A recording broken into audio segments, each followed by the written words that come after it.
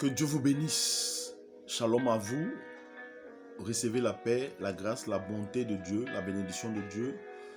Peu importe là où vous vous trouvez, que la puissance de Dieu vous localise afin que ses plans pour vous s'accomplissent parfaitement au nom de Jésus-Christ.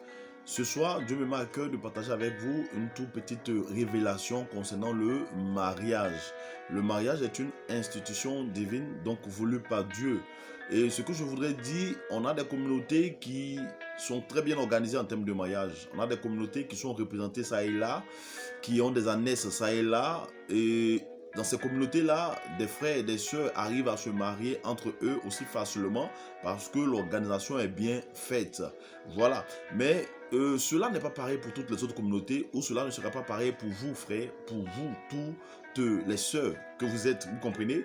Donc, par moment, je voudrais dire que nous demandons mal. Voici pourquoi nous ne recevons pas certaines faveurs, certaines choses de la part de Dieu. Pour vous qui aspirez au mariage, pour vous qui désirez vous marier, comprenez quelle est la volonté de Dieu pour votre vie, afin de pouvoir mieux orienter votre prière et que Dieu vous exauce au nom puissant de Jésus-Christ. Moi, je voudrais dire quelque chose à quelqu'un ce soir, qui t'a dit parce que tu es d'une communauté X, tu devrais forcément te marier à une personne de cette même communauté X-là.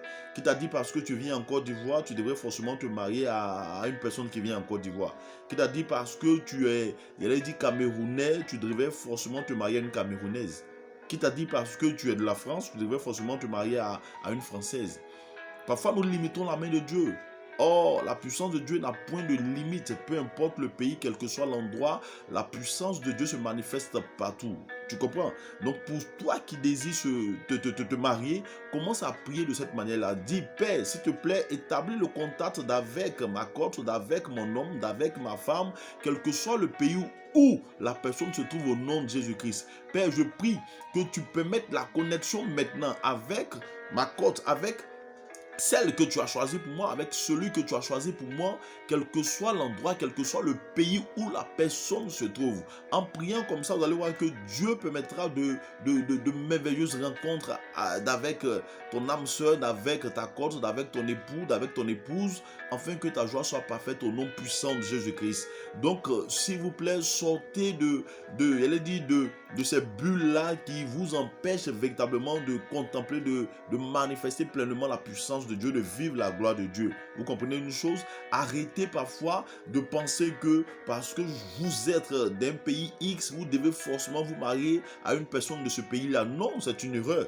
Moi, je suis ivoirien, mais j'ai pour épouse une Camerounaise parce que j'ai prié de cette manière-là. Et je pense que si Dieu l'a fait pour moi, il peut également le faire pour toi. Voilà, ça peut arriver que tu es ivoirien, tu épouses une ivoirienne. Ça peut arriver que tu sois malien, que tu épouses une malienne. Ça peut arriver que tu sois, il allait dire, camerounais, tu épouses une camerounaise. Ça peut arriver que tu sois de la France et que tu épouses effectivement une française. Mais cela n'est pas pareil pour tout le monde.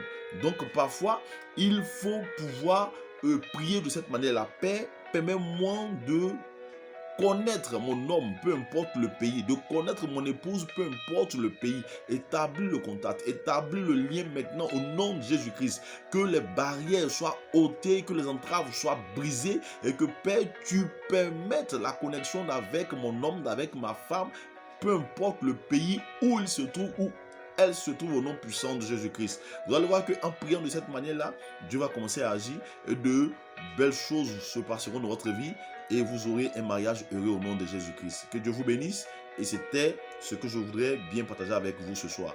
Allez, shalom.